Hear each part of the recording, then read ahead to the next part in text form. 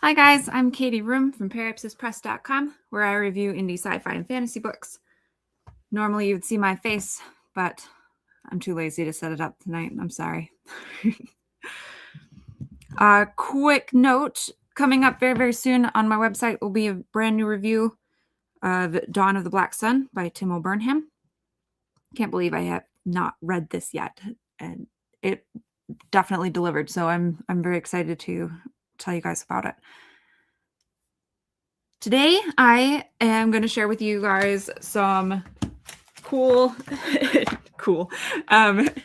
educational magazines that my dad gave me.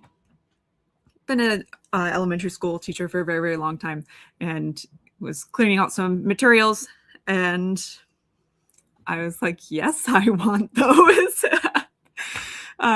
This is a topical how to write book reviews. I would also like to look at how to review the arts really briefly. I'll start with this one, just because it hits things a little bit differently than this one in a way that I think is helpful, especially for people who are not sure about writing reviews for the books that they're reading. Maybe wondering, well, who needs my opinion? Who am I to criticize? So I think this one kind of addresses some of those thoughts. Two others that he had that are so cool: how to write fantasy and how to write science fiction. I think it would be fun to look at these.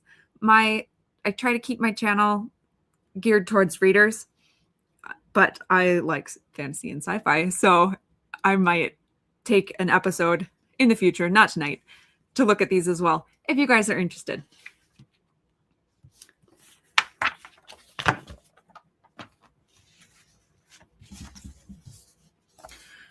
Real quick, hi to Patrick. Thank you for being here. Okay. How to review the arts.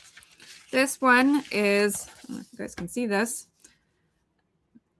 the Writing Magazine, Continuing Guide to Written Communication from the General Learning Corporation Curriculum Innovations Group. I have no idea if this sort of publication is still ongoing or not.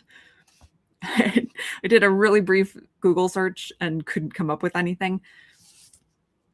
Hopefully, I don't step on anybody's toes. I'm not going to be reading everything out of it, of course. So this is volume 11, number 3 from November 1988.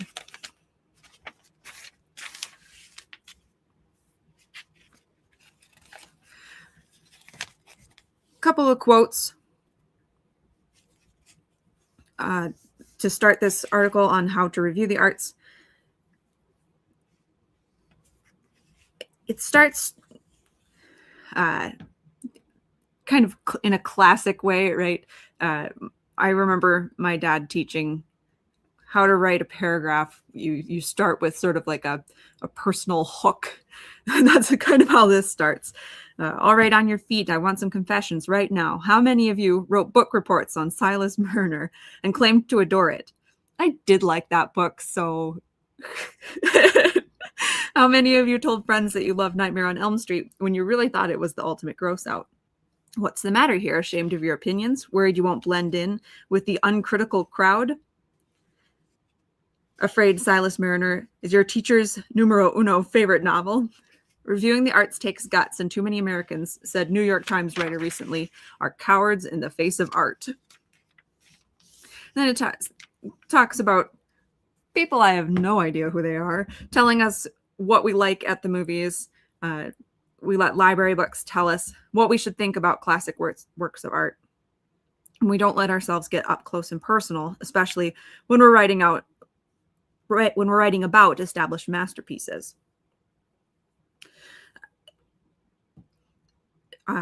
Then it sort of shifts. It talks about being critical. So it's kind of specifically talking about, hey, if you don't end up liking something that's supposed to be classic literature, right? But I think it kind of applies across whether you want to be critical or you want to say that something is good. Time to take the arts personally and find out what you think about books and poems, painting and sculpture, dance and music. Time to see that works of art can belong to the people who really think about them, react to them, agree or disagree with what the artist is trying to do. Wouldn't you like to quote unquote own a few great works of art? Then step off the sidelines and into the action, write a review. Really quick, I'm going to touch in on this, and then I'm going to switch to the actual book review. And I think you'll see pretty quickly why I wanted to talk about this one first. And it's that sort of irreverent tone. I come across a lot of people who they would like to write reviews, but they don't know what to say. This is going to help with that. I also know that a lot of people feel maybe self-conscious saying this was a good book, when they are, one of the readers, right? You don't have any special qualifications except for the fact that you read the book, right? This is talking about being okay with that, right? Using a review as a way to become part of the conversation that in this article, the arts in general, but in this, and I'm speaking specifically about books,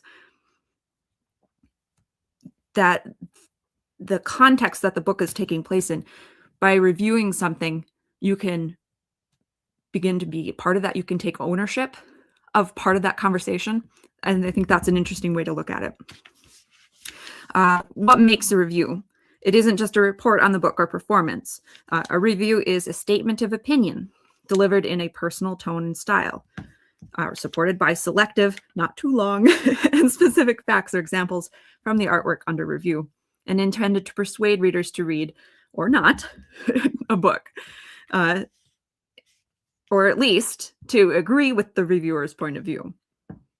In other words, an arts review takes a stand, states an opinion, and asks other people to say, yes, sounds great, I'd like to see that. Or sometimes, I'd better stay away. And then it gives an example of the review. I'm not going to get into the examples. I don't find them all that compelling myself. They're from this one's from, well, probably from the 1980s. You've probably been reviewing movies, books, plays, and such for years inside your own head. The trick is to let your opinions out and get them down on paper. Then there's an example on how to do that. There's a really nice checklist, a reviewer's checklist. At first glance, do I like it? Does it appeal to my emotions, to my intellect, or to both? Can I name the emotions I feel? Does it strike me as professional or amateurish? Does it come alive for me? Am I entertained, amused, challenged, startled by this work? That's usually where I start. So that's kind of fun. That's exactly what I do. And then moving from sort of gut feelings to thinking it over. What are the author trying to do, and how well do they succeed? Both of these like to talk about outside sources, right? How does this fit into the author's larger body of work or the genre, that kind of thing. And then evaluation, what is the best I can say about this work within its field? Is this a major or minor effort? Is it successful in what it tries to do? Will it last? Does it have long-standing value or a today-only appeal? Is it likely to appeal to most readers, viewers, or only to a limited group? And it has a really nice thing down here, the most important question to ask. Plenty of writers, movie makers, and painters would say it's the one about how successful the work is at what it's trying to do. If you're reviewing Top Gun, don't put it down for not being Shakespeare. So then I want to show you guys this. This is in that same vein of taking ownership and not this. especially and particularly about holding the arts in high esteem, the classics. Relax, open up, let your imagination go. Reviewing a play, a movie, or an art exhibit is not like taking a test. Your first impressions are fresh, immediate, and important. Don't worry about what you should be thinking or feeling, just let it happen. There's this really funny quote. Writing in the New York Times book review, editor-critic Anatole Broyard quotes a friend who says, I used to have too much respect for books, or the wrong kind of respect. I made sure my hands were clean before taking up a book, as if literature had to be kept sterile. Now I can talk back to the book. I remind myself that I bought and paid for the book. It's mine to do as I please with. As soon as I open it, I occupy the book. I stomp around in it. I underline passages, scribble in the margins, leave my mark. I read the book the way I want to read it. I gawk, stare, dawdle, distress, retrace my steps. If the author says something I don't like or can't believe, I argue with him. A good book has a voice, and a good reading has a voice too. I like to be able to hear myself responding to a book, answering it, agreeing and disagreeing in a manner I recognize as peculiarly my own. You can't remain an innocent bystander.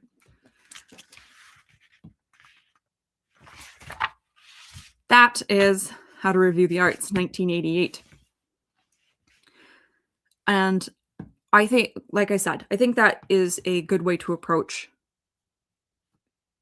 reviewing in general, thinking about how you want to become a part of the conversation, right?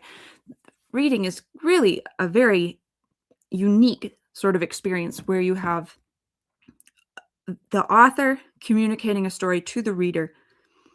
Neither of them are in the same room, and the communication may not be perfect. They each bring their own experiences to the story, right? And it enriches it in different ways. And I think sort of embracing that is a good way to, tell yourself to relax and just review it, right?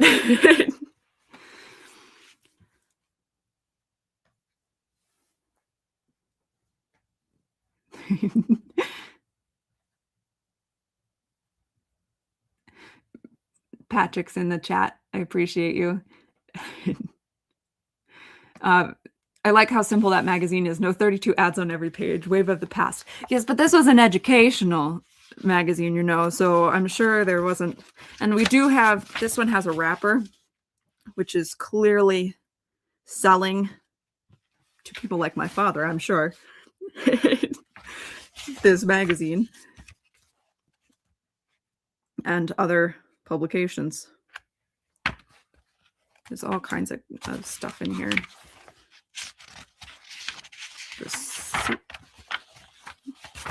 There's right in the middle. Anyway, that's good starting place. Now, focusing in how to write book reviews. This one is from 1986 and has a lovely picture of a microscope on a book. It's very, sorry guys. It's like done in colored pencil, or it's just, sort of random things like this where and now I'm out of focus because I brought it too close to I'm sorry. Come on, come back.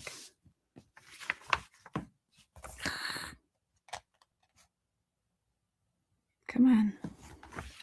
Yikes. I'm going to snap my fingers at it. Yeah, that's going to help. Way to go, Katie. Now it's completely out of focus. Doggone it. Here. I'm gonna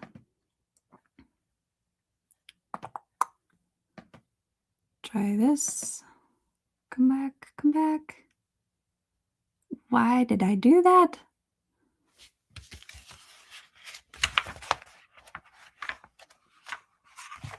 Now you're not gonna be able to see anything.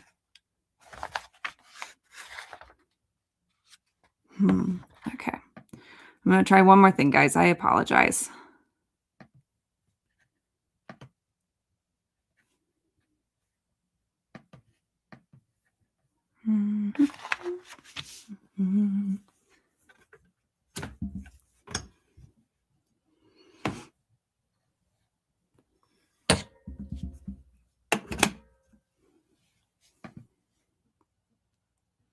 Okay.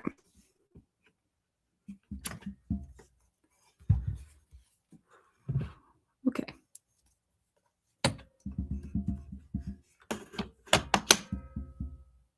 Still out of focus. I cannot figure out how to fix that. Well,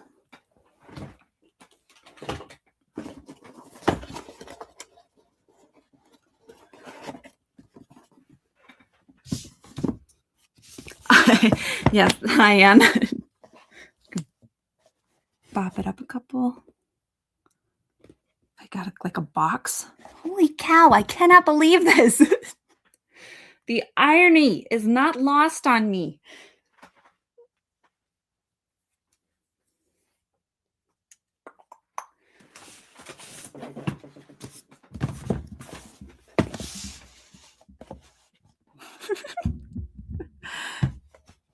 There.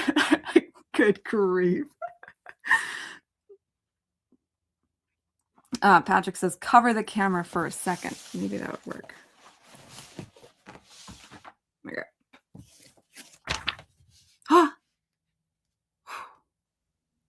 Okay. What I was saying when I brought this super close to the camera was it's so funny to me how casually they just have human-made art on stuff like this, right? Like just someone drew a microscope, nice blue and greenish. Looks great. Okay, focusing in, how to write book reviews.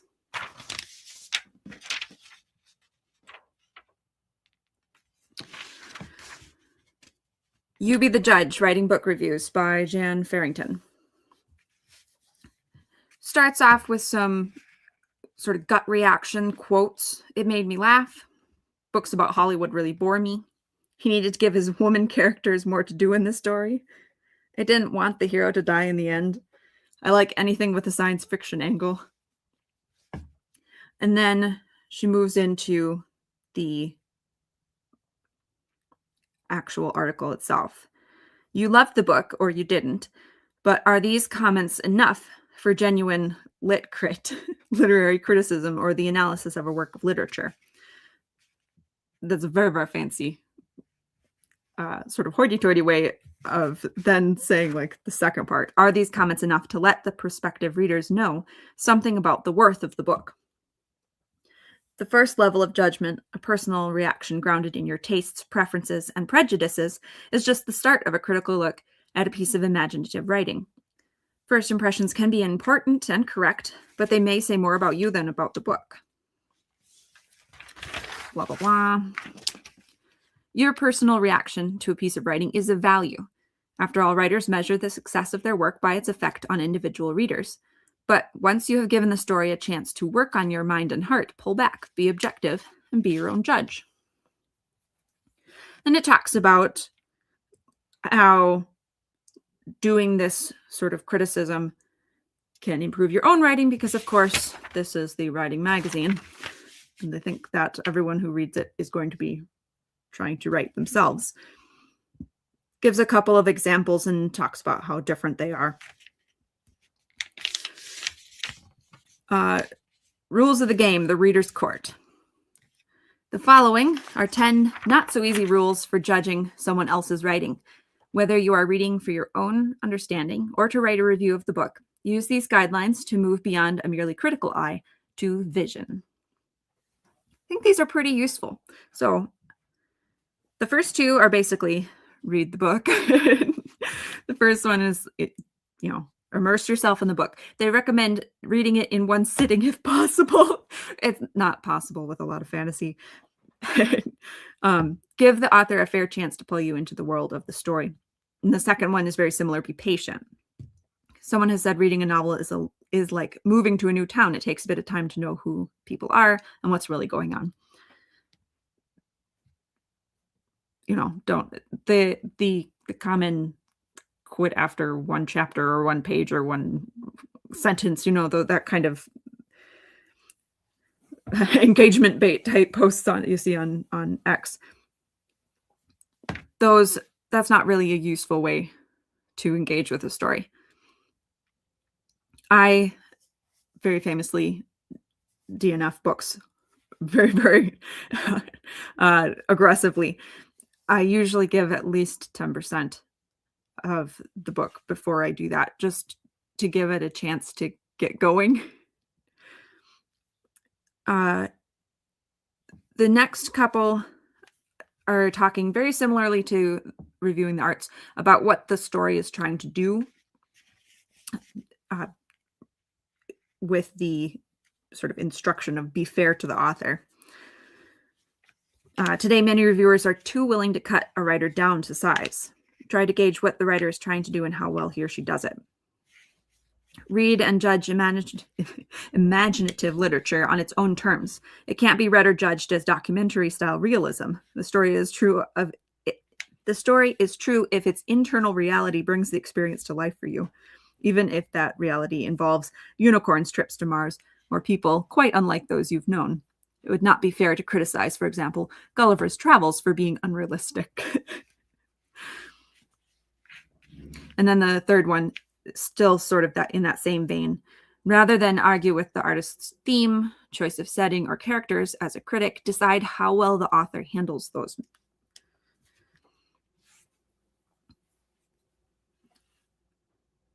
Talks a little bit about the author's prose, sort of.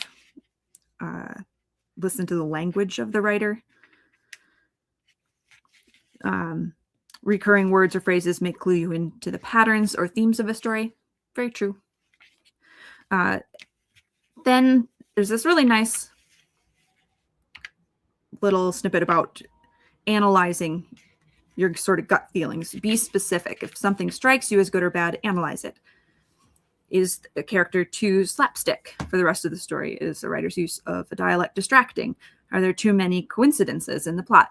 So rather than saying you didn't like it or this part was bad or the whole thing was bad, sort of diving in and explaining.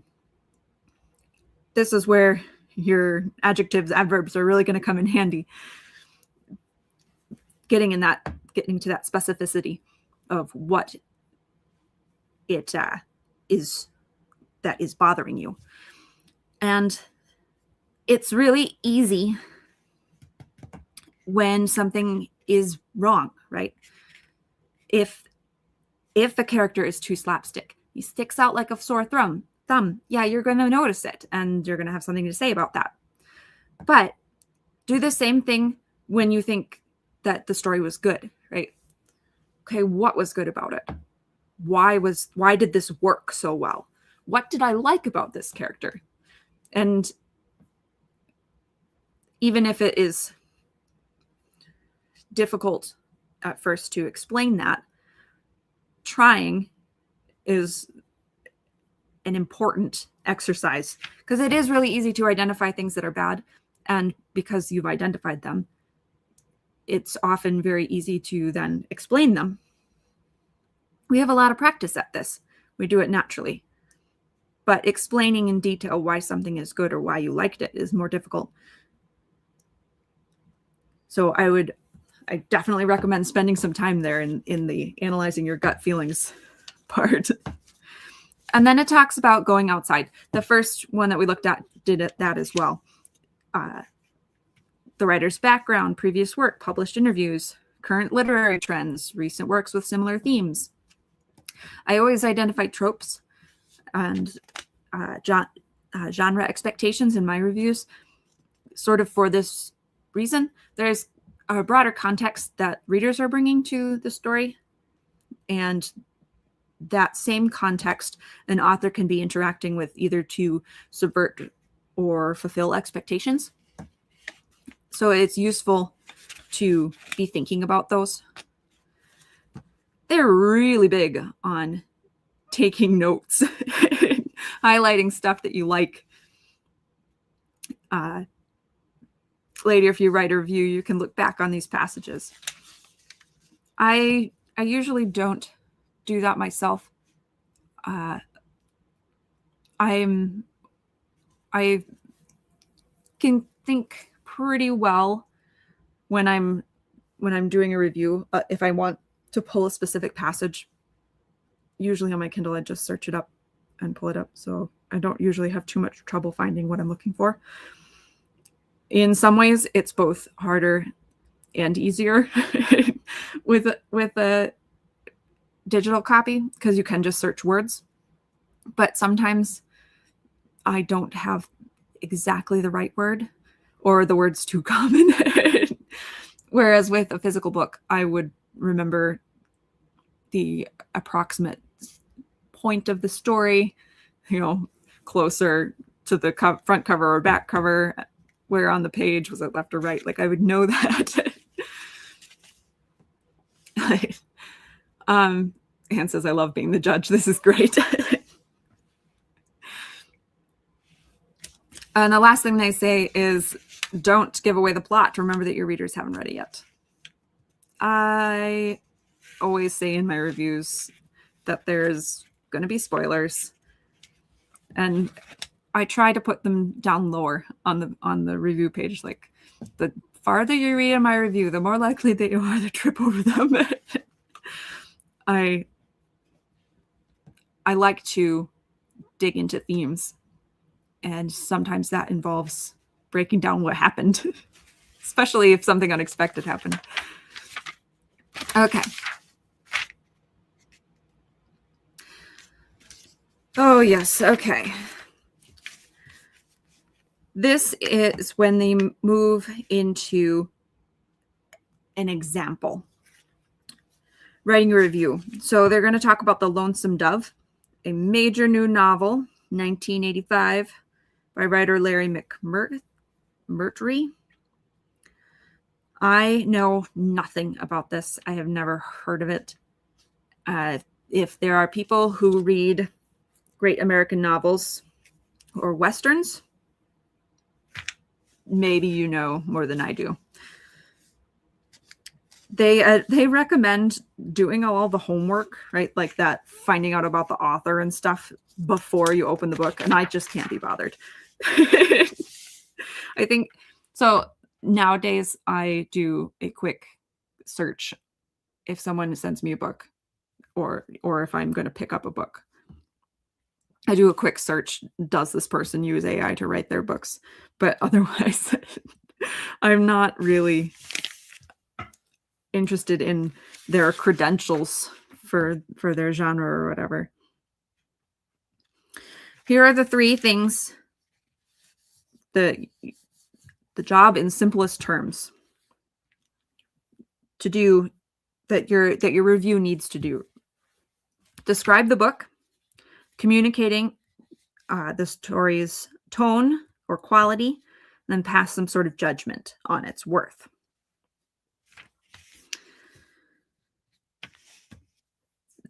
They pull excerpts from the book that they think that you would highlight in your reading of it, and they pull excerpts from a New York Times book review for this book.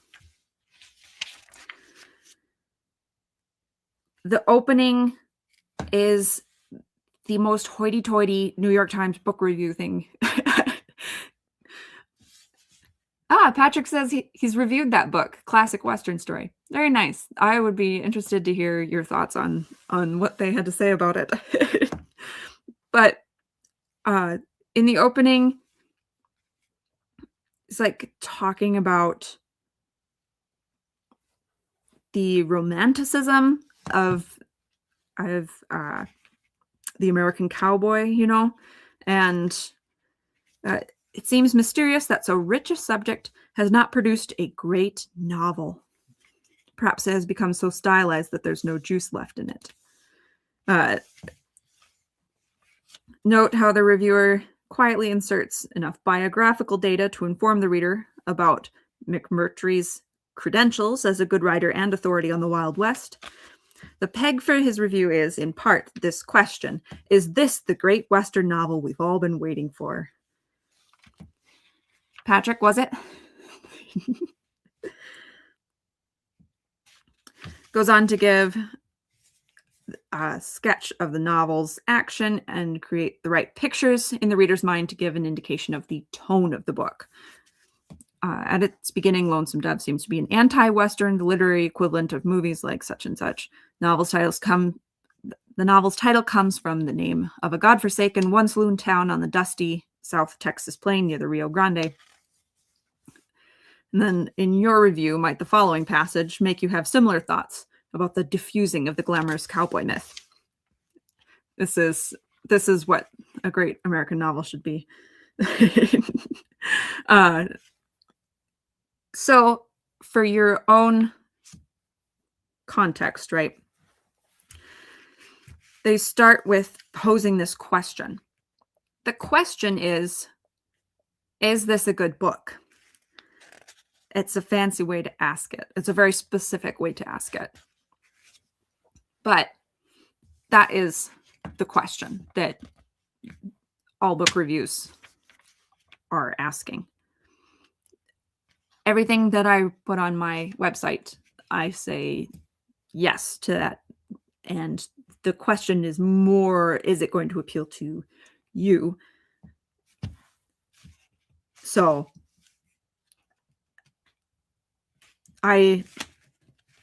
you don't have to spend a whole lot of time trying to think up like some sort of clever question. Just know that you need to be writing in a direction, right? With purpose. Okay. So the 3 things: describe the book, communicate the story's tone or quality, pass some judgment. Describe the book is the big one, right? So the tone, he very, very short, kind of communicated the feel that you can expect from this. Characters and plot, 2 paragraphs. Doesn't have to catalog all the characters, but it's useful to give your readers some idea of the range of the story. Size and scope of the book. So these are your basics, right? Basic story elements. Characters, plot, the scope of it, the setting. A novel of this size and scope, you think, must be saying something big about the meaning of the cowboy experience. And this reviewer employs a single quote to get a grip on the heart of the book's substance. So he's using a little bit of a quote to talk about what the story is trying to say in a thematic way. So characters, plot, scope, theme. You don't talk about setting, but that's kind of covered in the tone, right? A lot of adventure fiction is tone-wise defined by the subgenre, if you want to call it that. The genres have fractured quite a bit, more and more as time goes on. you can get very, very specific with subgenres. But describing the book, right? Like, you're not doing any sort of like crazy persuasive stuff, right? You're just saying, here's what the book was. And you skip over the stuff that doesn't matter, right? You're describing the book, and you're doing it specifically to communicate about the story's quality. If you want to argue that the book is good, you sort of skim over some of the stuff. You don't have to spend as many words telling the reader the parts that were bad. You don't have to ignore them. You don't have to leave them out. But think about how you're trying to persuade the reader as to the story, the tone and quality. A lot of people, especially other indie authors, try to be objective, and they try to present all of the facts, right? Here was the good stuff. Here was the bad stuff. And that can be valuable. I don't know that it is a super useful way to talk about books. You end up having kind of a unclear message, right? So did you like it, or did you sort of like it? Do you think that this is a concern that I would not be able to enjoy the story? Is this a big enough issue in the book that it is going to be a stumbling block? Or, you want to help manage expectations. But ultimately, I feel that the most useful reviews are ones that are explaining why you like it and why you recommend it, right? And giving other readers like a heads up, like, hey, this has maybe a few of these issues, right? You don't spend 50% of your article in which you are trying to say, I recommend this, talking about the bad stuff, right? Or even like 25%. Like, that's still a lot.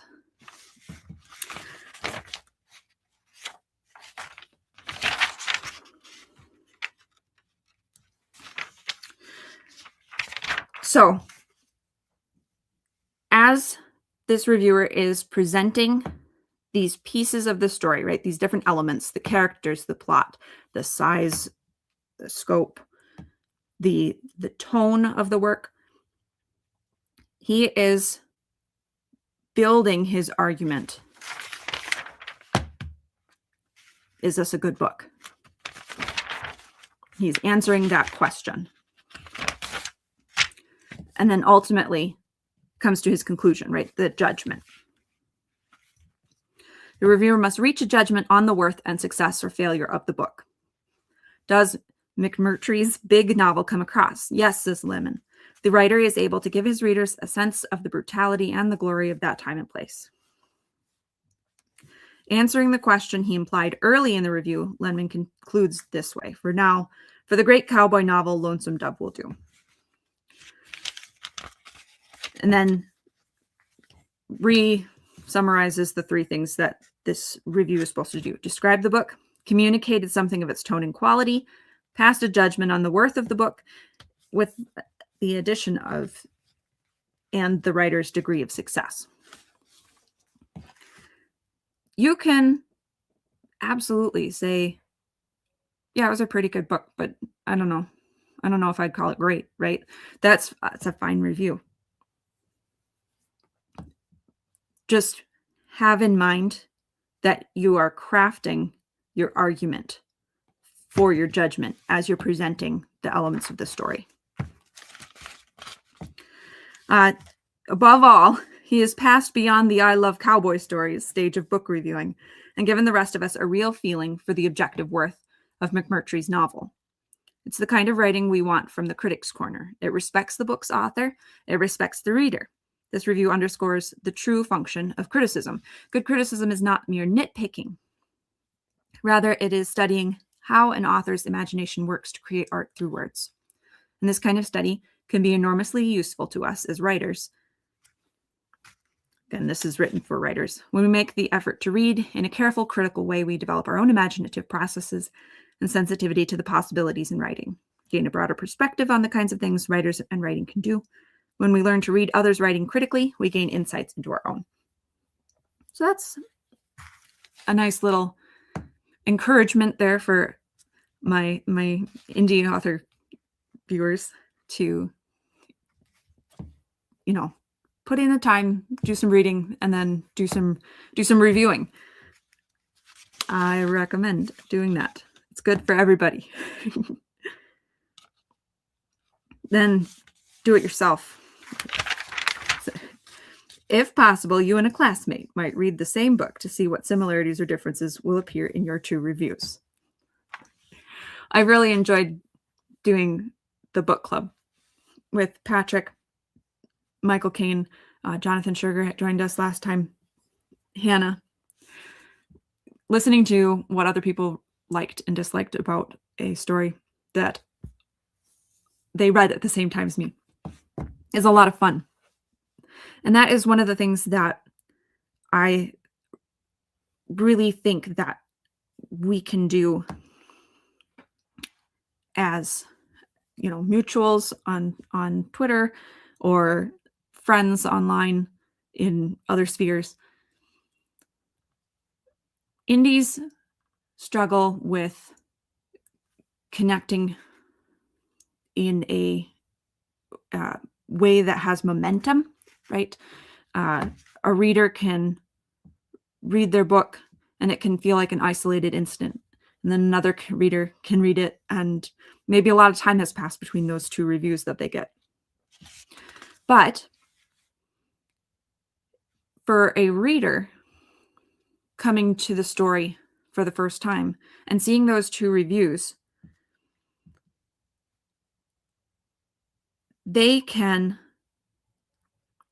feel like they are coming to something that other people have also enjoyed, right? You can see that other people have liked it. And then when you read it, if you go back, right, and go to leave your own review and you sort of look over other people's, you feel this sort of connection with the people who went before you, right? Even if it might be have been a while, being able to engage with one another's thoughts and ideas about the story is really valuable, and it fosters this sense of community. Fan community, not like writing community, author community, but readers sharing their ideas together and interacting with the author and with one another and with one another's thoughts. I think it's really valuable. Okay.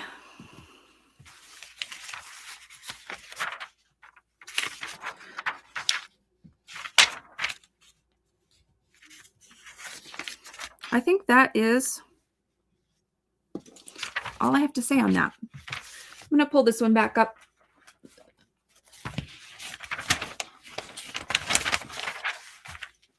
I think this is a very useful step progression, right? The reviewer's checklist. Your first glance questions, analyzing your sort of gut feelings. Did I like it?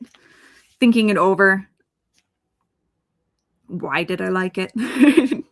What are some things that worked for me, what didn't? And kind of creating a list of evidences, right, that support your initial gut reaction. And then I always like to incorporate the outside sources. tropes genre. I don't do too much research into what other things the author's done. I might look at it briefly, but I'm not doing a whole bunch of research into outside factors before I decide whether or not I liked the book, right? And then evaluation or the judgment, right? Was it a good book? How successful was it at what it was trying to do? And using the idea of describing the book, describing the different things that you encountered as a way to talk about the things that you enjoyed. I think that's a very valuable way to talk about it, to think about it when you're trying to decide what to write in a review. The fact that the story was a cowboy story, like, that's important. Write that down. The fact that one of the characters was always drinking, I think it said. I did not read this story. I just read this review. Piecemeal, I should add. Like, these are factors. The tone, the style, the ultimate theme. Like, these are things that you can, merely by describing, you can help other readers know if this is a good book for them or not.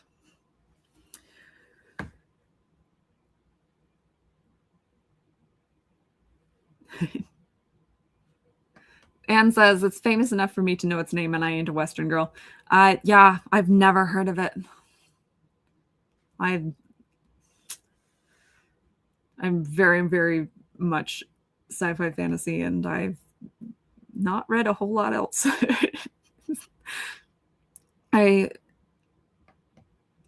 Patrick says, friendship in the Western setting, the hardship of the lifestyle, sacrifice and drama without the movie tropes, and actual cowboying. I feel like that is vital. But, like, you're going to see what Patrick's just done there is just describe stuff, right? He's not saying some sort of grand persuasive essay. He's just telling you what's in it. And the fact that he has read it seems to be phrasing it in a positive way, right?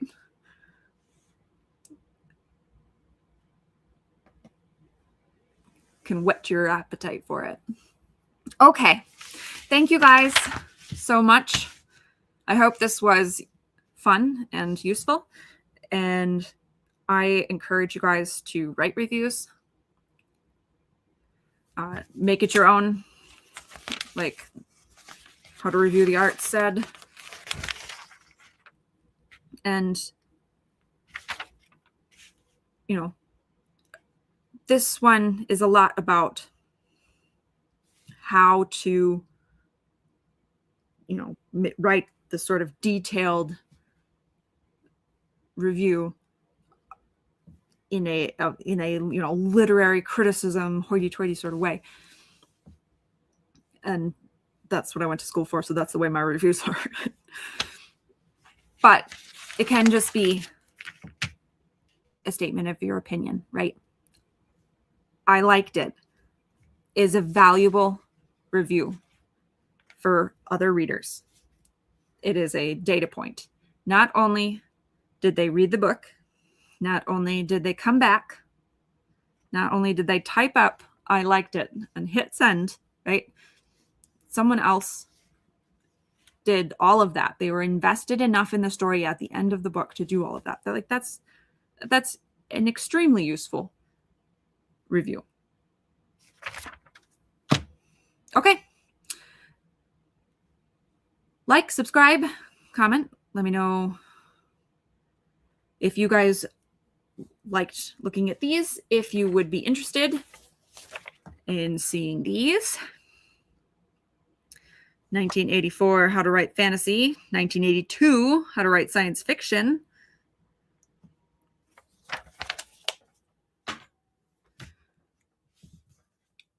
Like I said at the beginning, I have a new review coming up. Should post later this week. Not sure if I'll get it up tomorrow or if it will be Wednesday. And I encourage you guys to check out that book as well. All right. Thank you guys so much for watching. You guys have a great night.